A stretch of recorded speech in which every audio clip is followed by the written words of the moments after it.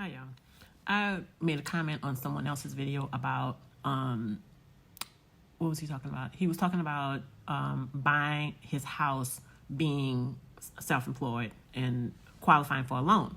And I made the comment that when you're filing your taxes, you cannot write off everything because everybody thinks they should write off everything. You can't do that because when you work for yourself, you still have to show income and you have to pay taxes because otherwise you're not going to be able to qualify for a mortgage or a car or anything for that matter.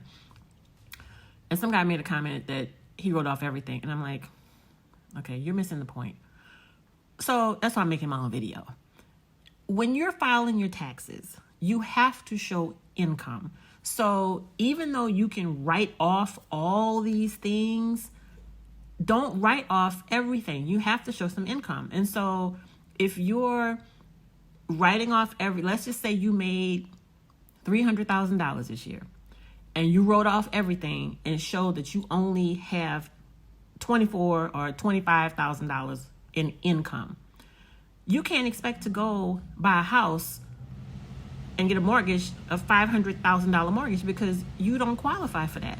And so you have to be mindful of these things when you're filing your taxes, when you're self-employed or you're working on a 1099 or whatever.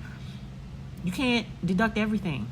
It doesn't work to your advantage. And no one wants to pay taxes, and I get that, but you have to pay taxes because otherwise you don't have income, you don't qualify for a loan, you don't qualify for a house, you don't qualify for a car, you don't qualify for anything because you don't have any income because you wrote everything off.